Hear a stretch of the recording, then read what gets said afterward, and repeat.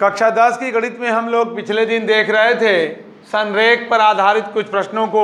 आज भी हम उसी कड़ी में चलेंगे। उसी का एक सवाल जो कल दिया गया था, किसी ने कहा था कि संभवतः ये के का मान नहीं निकल रहा है। आइए हम देखते हैं यह के का मान क्यों नहीं निकल रहा है। हमारा प्रश्न है बिंदु 7 ऋण 2 5 1 और 3 के संरेख हो तो के का मान ज्ञात कीजिए। कुछ नहीं करने हैं, ऐसे प्रश्नों में हम लोग लिखेंगे। यहाँ हल करते समय ज्ञात है, ये काम आप करेंगे। ज्ञात है x1 बराबर 7 लिख देंगे, x2 बराबर 5 लिख देंगे और x3 बराबर 3 लिख देंगे। y1 बराबर -2 लिखेंगे, y2 बराबर 1 लिखेंगे और y3 बराबर यहाँ k लिखेंगे। और सूत्र का लगाएंगे हम लोग, सूत्र से करेंगे। वह सूत्र होता है x1 कोष्ठ में y2 माइनस y3 प्लस, देखते रहे हम लोग, x2 कोष्ठ में y3 माइनस y1 दूसरे को फिर प्लस x3 कोष्ठ में y1 minus y2 equal to 0। संरेख होने के लिए यह सूत्र दिया गया है। x1 है यहाँ, आइए हम सूत्र पर रखते हैं 7, y2 का मान है 1, y3 का मान है k प्लस x2 5 है, y3 का मान है k माइनस y1 का मान है -2 प्लस x3 का मान 3 रखते हैं और y1 का मान -2 माइनस y2 का मान 1 हो जाता है, इक्वल टू हम 0 लिख देते हैं। आगे की ओर बढ़ाते हैं हम लोग, 7 का गुणा कर देते हैं, 7 माइनस 7k हो जाता है प्लस 5 कोष्ठ में हम लोग k प्लस 2 लिख लेते हैं माइनस यहाँ प्लस 3 और अंत में कोष्ठ में -3 बराबर 0। एक कदम हम और आगे बढ़ते हैं, 7 minus 7k plus 5k plus 10 हो जाता है और प्लस यहाँ -6 हो जाता है, इक्वल टू 0 कर लेते हैं। हम लोग पहले यहाँ डिराइव कर लेते हैं क्या होगा, अब फिर तब आगे बढ़ते हैं। 7 और 10 और 7 17 हो जाता है, 17 में से 6 निकल जाता है, 11 हो जाता है और -7 के में से 5k निकल जाता है। ठीक, शायद कहीं कुछ गलत हो रहा है क्या, ध्यान से देख लीजिए। यहाँ 3 तिली के यहाँ 9 होना चाहिए था, मैंने 6 लिख दिया था। आइए हम फिर से देखते हैं, से -7k और 5k घटाएंगे -2k होगा और 10 और 7 17 हो जाता है। 17 धनात्मक होता है और 9 ऋणात्मक है, उसमें से हम घटा लेंगे तो हमको लगा कि 9 8 17 होता है, यहाँ 8 हो जाएगा, इक्वल टू 0 हो जाएगा। फिर आइए हम यहाँ चले आते हैं, जगह मिल जाती है तो पक्षांतर कर लेते हैं, -2k यहाँ कर लेंगे बराबर ये 8 को जब हम दाहिने पक्ष में ले जाएंगे तो -8 हो जाएगा। इस प्रकार हम -2k ले जाते हैं, यह 2 के दोनों तरफ का ऋण से भाग देकर ख़त्म कर लेते हैं। 2k equal to 8, then k equal to 8/2, then k equal to 4। This is answer हो जाता है k की वैल्यू 4। हम लोग लगा लें इसको, बड़ा ही एवं महत्वपूर्ण सवाल है। k की वैल्यू 4 प्राप्त हो गई है। आइए आज हम एक और दूसरा सवाल देखते हैं। ऐसा सवाल मैंने आपको होमवर्क के लिए दिया भी था, काफ़ी ये महत्वपूर्ण है, कईयों वर्षों में अब बोर्ड की परीक्षा में पूछा जाने वाला प्रश्न है। इस साल 2021 के लिए भी अति महत्वपूर्ण माना जा रहा है कि बिंदु x, y ऋण 5, 7 और ऋण 4, 5 संरेख हो तो सिद्ध करो कि 2x प्लस y प्लस 3 बराबर 0। यही सवाल हमारा दूसरी तरह से पूछा जाता है, यही सवाल हमारा दूसरी तरह से पूछा जाएगा। ये देखिए, x व y में संबंध स्थापित कीजिए, संबंध स्थापित कीजिए। क्या कहना है, कीजिए यदि बिंदु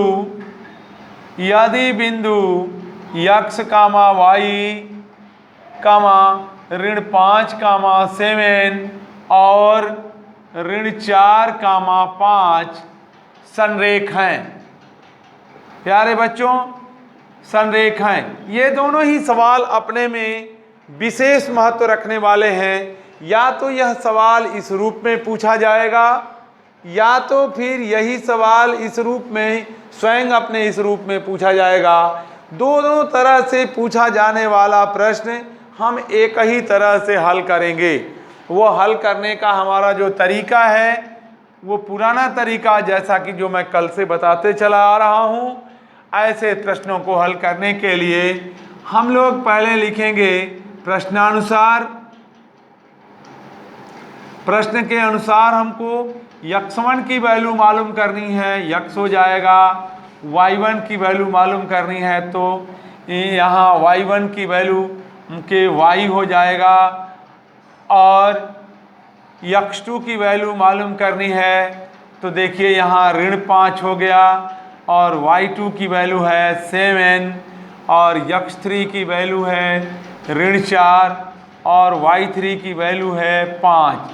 इस प्रकार से हमारे x1, x2, y1, y2 और x3, y3 के वैल्यू दे दी गई हैं। अब हम संरेख के सूत्र का प्रयोग करेंगे। संरेख के सूत्र से, संरेख का सूत्र सभी लोग अब जान गए हैं, सबको याद हो चुका है। वह सूत्र क्या, x1 कोष्ठ में y2 minus y3 plus x2 कोष्ठ में y3 minus y1 plus x3 कोष्ठ में y1 माइनस y2 बराबर 0। प्यारे बच्चों, जितने बार सवाल आप लगाओ उतने बार सूत्रों को लिखो। लिखने से ये लंबा से लंबा सूत्र आपको एक लाइन में याद हो जाया करेगा। जैसा आप नकल करिए मेरा, मैं जैसा बताता हूँ, जैसे हर सवालों पर मैं लिखता हूँ। चाहूँ तो मैं एक बार ही लिख करके न लिखूँ, लेकिन इसीलिए लिखता हूँ कि आप मेरी नकल भी करेंगे तो भी लिखने की आदत बन जाएगी। आइए वैल्यू को पुट करिए, यहाँ मान रखिए x, फिर y2 का मान है 7, y3 का मान है 5 प्लस x2 के आइए यहाँ देखिए -5 है तो हम प्लस और कोष्ठ में -5 लिख करके प्रदर्शित करेंगे।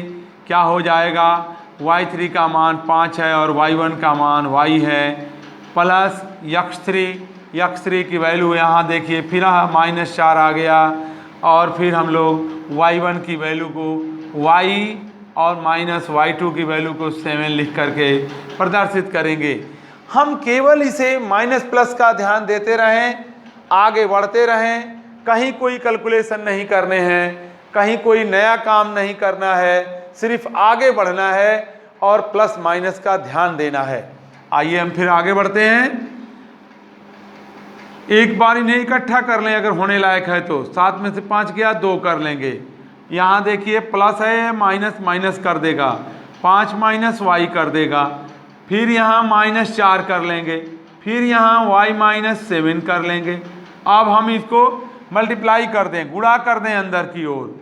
देखिए यहाँ 2x हो गया और ये खोल देंगे, यहाँ -5 का है, -5 भूल गया था लिखना, 5 को यहाँ गुणा करेंगे तो -25 हो जाएगा और ये अंदर गुणा करेंगे तो +5y हो जाएगा।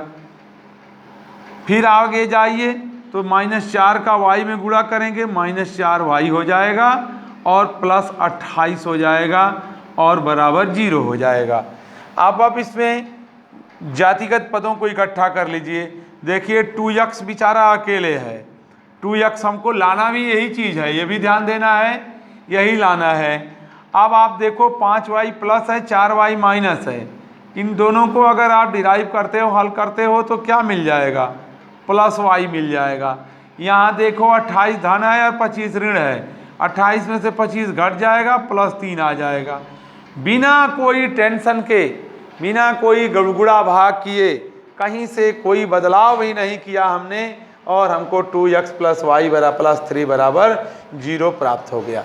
यही लाना था हम लोगों ने, यही। यहाँ पर अगर लाएंगे तो यहाँ पर आप सिद्ध करना है तो हम यहाँ पर प्रूफ्ड लिखेंगे और दूसरा सवाल जब इसका अथवा वाला दिया था हमने, उसके लिए आप आंसर लिखोगे, क्योंकि वो कहता है कि x और y में संबंध स्थापित कीजिए। तो x और y में संबंध ये निकल गया। तो वहाँ जब अथवा वाला तरह का सवाल आएगा कि x और y में संबंध स्थापित कीजिए, तो वहाँ जब ये उत्तर आएगा तो आप आंसर लिखोगे। ऐसे रहेगा सिद्ध करने की बात, तब यहाँ इति सिद्धम लिखोगे, चाहे प्रूव्ड लिखोगे। लगा लीजिए इस सवाल को, देख लीजिए, अगर कहीं से कोई दिक्कत हो तो पूछ लीजिए। प्यारे बच्चों, इसी संरेख पर आधारित एक अत्यंत महत्वपूर्ण सवाल एक और आपको दिखाई दे रहा है, जो मैं अभी ब्लैक बोर्ड पर लिखा हूं। ये कामा 0, बी 0 कामा बी और यक्स कामा वाई संरेख हो तो यह सिद्ध करके दिखाओ कि यह यक्स ए संबंध उत्पन्न होगा, x अपान ए प्लस वाई अपान बी बराबर 1। इसके लिए फिर आपको संरेख सिद्ध करने के लिए फिर हमको वही चीजें ज्ञात करनी है, x1, x2, y1, y2, x3, y3। इन चीज़ों को आप यहाँ, अब मैं आपको अलग अलग फरकट न करते हुए आपको दिखा दूँ। x1 बराबर ए, आप इसको जब हल करना शुरू करोगे, x1 बराबर ए, x2 बराबर 0 और x3 बराबर आपको x दिख रहा है, देखो ये 0x। अब इसी प्रकार y1 बराबर 0, देन y2 बराबर b और y3 बराबर यहाँ y। कुछ नहीं करने हैं, सब अपने सिस्टम से आगे बढ़ेगा। लगाना है सिर्फ क्या, संरेख के सूत्र से। हम संरेख का सूत्र लगा देंगे, संरेख के सूत्र लगा देंगे। क्या होगा संरेख का सूत्र, x1 y2 minus y3 plus x2 first में y3 minus y1 plus x3 y1 minus y2 equal to 0। ये तो कुछ नहीं है, हमने अलग से कुछ नहीं लिखा है, ये तो एक सूत्र है। आप इस सूत्र पर आप इन मानों को रख दो, बारी बारी से मान रखते समय कोई गलती नहीं होनी चाहिए।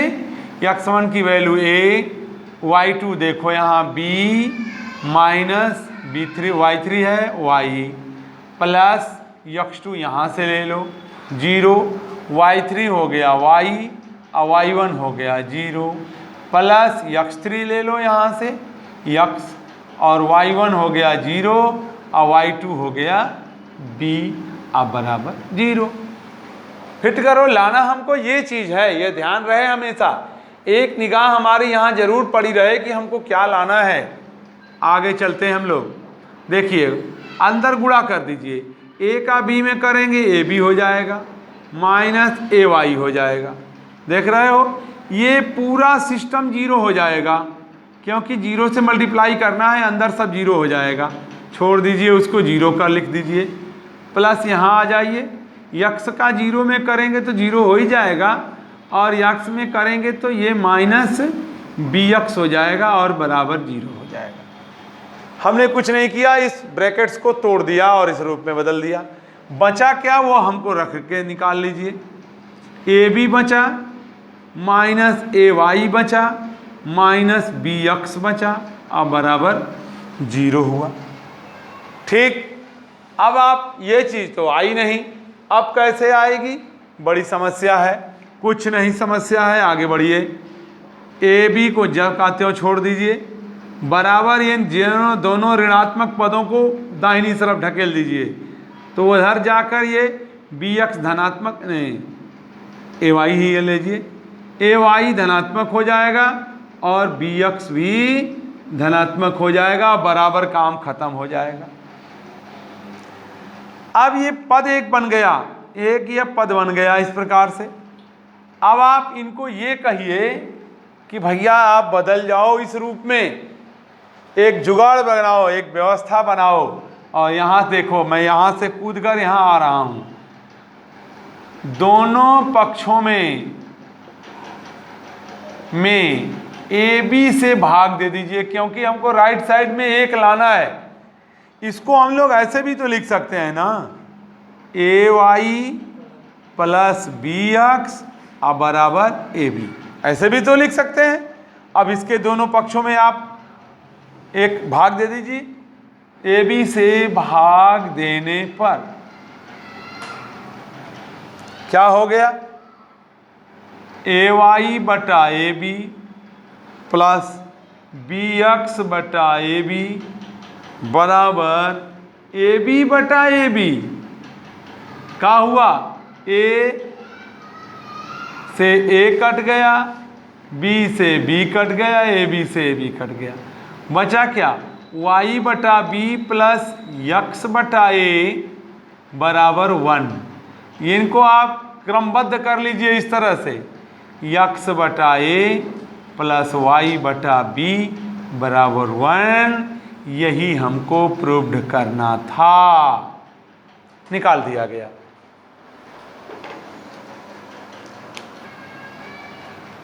होमवर्क के रूप में पहला क्वेश्चन है, यक्स और वाई में संबंध स्थापित कीजिए। यक्स और वाई में संबंध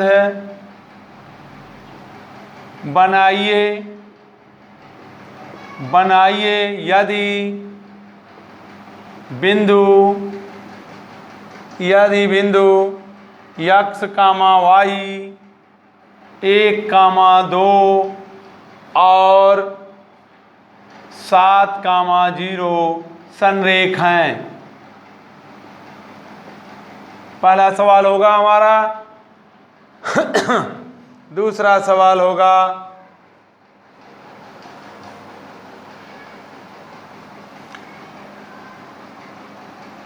यक्स कामा वाई यच कामा 0 और 0 कामा के संरेख हो तो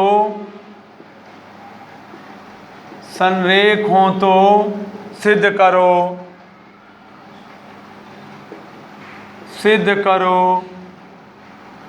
यक्स बटा यच प्लस वाई बटा के बराबर 1। ये भी एक सिद्ध करना हो गया आपको। अलग से एक सवाल सिद्ध करना हो गया। तीसरा सवाल, यक्स और वाई यक्स व वाई में संबंध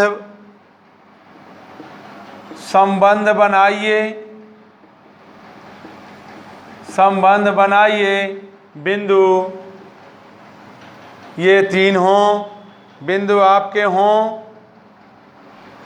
क्या? ऋण 4,5 यक्स कामा वाई और ऋण 5,7 संरेख हों। अगर ये संरेख हों, ये बिंदु जो दिए गए हैं ये संरेख हों, तो आप यक्स और वाई में संबंध स्थापित कीजिए। या वही प्रश्न आ जाएगा सिद्ध करने वाला।